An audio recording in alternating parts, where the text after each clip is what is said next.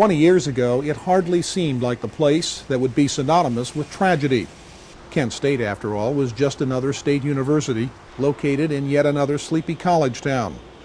But the events of spring 1970 were rushing together to change all that. It was a time when the Vietnam War was still raging, when American casualties were mounting. At home, the war had divided the country. Dissent was greatest on college campuses as anti-war demonstrations became almost routine. But it was all a prelude of what was to come. April 30th, 1970. President Nixon announces that American troops have begun a major offensive into Cambodia. The action is immediately interpreted by anti-war forces as a deepening of the conflict. It sets off a firestorm of protest, even at Kent State.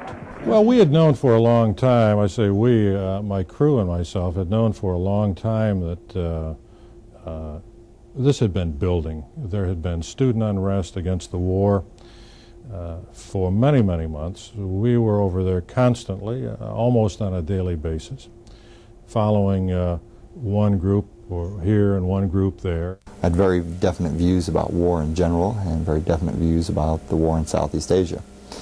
I felt that Richard Nixon basically had lied to the American public. He campaigned in 1968 saying he had a plan to end the war, a secret plan to end the war, and he wasn't going to tell anybody about it. Well, almost a year and a half now had gone by and he was in office, and the only thing that we found out about the war was more people were being killed there. Friday evening, May 1st. It is a time when young people, especially Kent students, frequent the bars on Water Street in downtown Kent. But on this night, anti-war passions are still high. They evolve into destruction as the bars are closed early and storefront windows become easy targets. The four big main picture windows at the First Federal Building here have been broken, and the glass you hear now is the sound of it being knocked out for repair. One big hole at Ohio Edison that's patched up with cardboard and masking tape will have to be replaced, however. I am distressed and appalled at the destruction within the city during the past 8 hours. As mayor, I have declared an emergency exists and a curfew will be in effect at 8 p.m. on Saturday, May 2nd, 1970. By Saturday night, the destruction has shifted to the campus as the ROTC building is set on fire.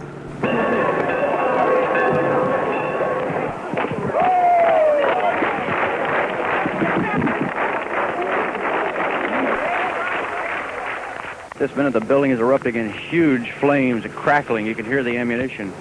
Ladies and gentlemen, I suggest if you're not involved, you leave the area. You are subject to arrest. The building just fell in on one end, and the students on the hillside are now applauding. It seemed to me at that time that the university officials, the university administration, really let this whole thing get away from them. But it's always seemed somehow something should have happened the instant that they burned the ROTC building. Something did happen. The National Guard, which Kent's mayor had earlier requested, was moving onto campus.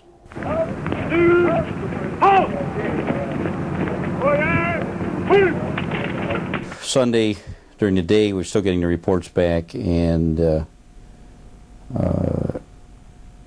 Sunday night, early evening, it looked like there was going to be more trouble again. The trouble has even drawn the attention of Ohio's governor, James Rhodes, who decides to visit the campus. Before you can go into Monday, you have to sit down and look at the speeches that Jim Rhodes gave on Sunday afternoon and Sunday morning. We're seen here at the city of Kent, especially, probably the most vicious form of campus-oriented violence yet perpetrated by dissident groups and their allies in the state of Ohio. You had a group of frustrated people to start off with. Secondly, you had a group of people who had been listening to our president and our vice president and our governor now, and trying to deal with what they perceived as a very violent, volatile group of people out there. And I want to say this, they're not going to take over a campus. And the campus now is going to be part of the county and the state of Ohio. There's no sanctuary for these people to burn buildings down of private citizens, of business in the community, then run into a sanctuary. It's over with in Ohio. On Sunday, May 3rd, as the Guard patrols the campus, There is passive interest in their goings-on by student Sandra Scheuer. Another student, Allison Krause, is more involved. She places a flower in the muzzle of one guardsman's rifle, telling him that flowers are better than bullets. Neither was aware of the role they would soon have in this American tragedy. In Kent, Paul Rae, Channel 3 News.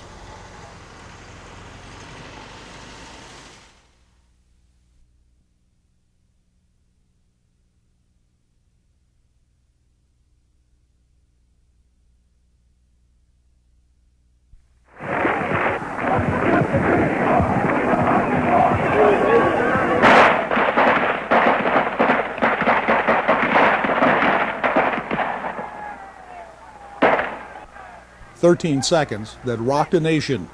It was, after all, American soldiers shooting at American students.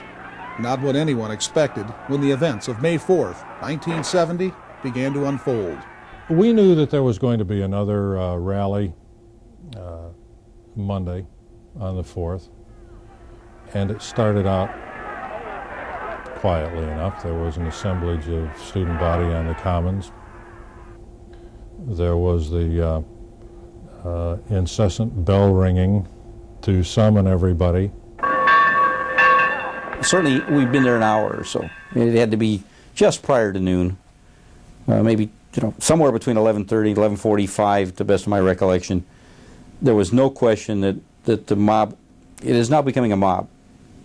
That the sense from our viewpoint of looking at what are they going to do, that it was now a rally, an honest-to-God rally, and the decision had been made in a private meeting that no rallies would be held. So the decision was made, okay, we will tell them that rally was, again, those specific students, that that rally was illegal, and they were to disband.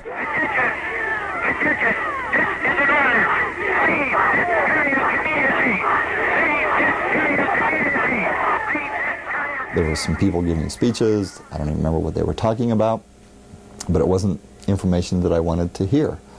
So, I all of a sudden then was barraged by this authority figure giving us the riot act and giving us 30 seconds to move out of the area, and then all of a sudden tear gas coming and dispersing the crowd and chasing us from one side of Taylor Hall to the other side of Taylor Hall. When I say them, the Ohio National Guard then chasing after us. We started all moving this way. The students and a few of the faculty marshals started saying, okay, don't go on the practice football field, there's a fence, don't go onto the practice football field.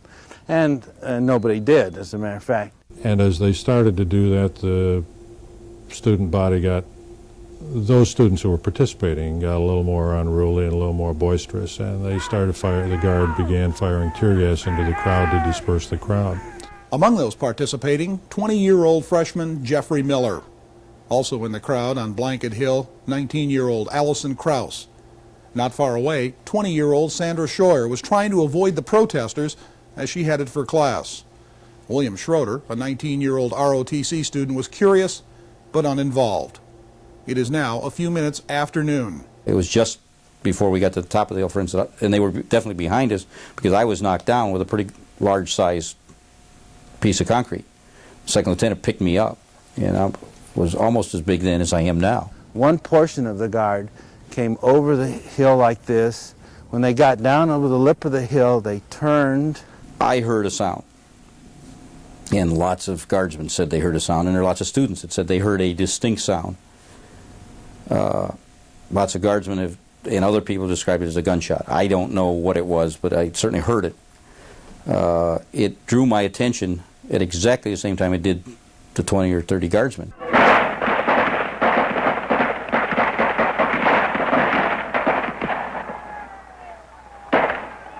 In unison, they all just turned and started firing at us.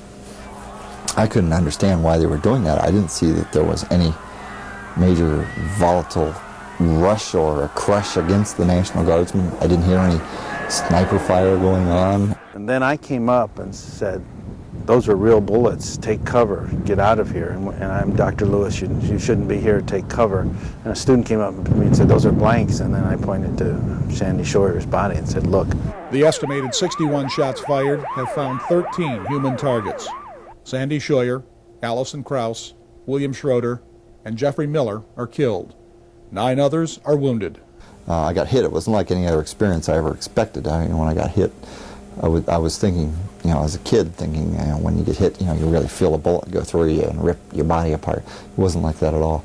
I knew immediately that I had some sort of spinal cord injury and that I didn't have any feelings in my legs. Later that day, Kent State is ordered closed for the rest of the school year. But even as years pass, the university cannot shake the specter of those 13 seconds. Various investigations and inquiries produce very little that is conclusive. And as with most American tragedies, there are elements of controversy about May 4th. For example, the young woman in the now famous photograph, originally thought to be a co-ed, turns out to be a 14-year-old runaway. Mary Vecchio has no reason to be at Kent and on campus. And there is the Terry Norman matter. This is a scene moments after the shootings. A man is chasing Norman, a known FBI informant on campus. Norman has a gun and claims he was being threatened by students moments before the guard fired.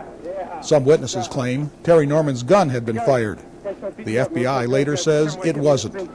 Norman is never again seen on the Kent campus. Every May 4th since 1970, the 13 seconds are remembered. Usually the tribute is organized by the same group of people, a handful of individuals who refuse to let others forget what happened. Today, as students walk along the Commons and march up and down Blanket Hill, their thoughts are more about studying and not about social activism. Or perhaps they're thinking about a football team that went winless last season and not about stopping an unjust war. It's difficult to realize that many of these Kent State students hadn't even been born when the shootings occurred. But for those who were here on May 4th, 1970, those 13 seconds forever changed their lives. And with today's dedication of this memorial, the school, the community, and the nation hope to end 20 years of pain.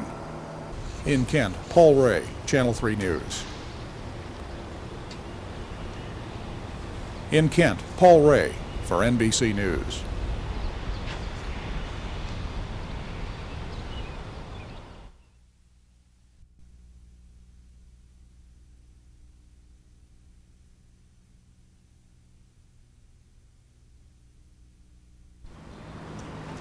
Like the events of May 4th, 1970, this memorial has been a source of controversy.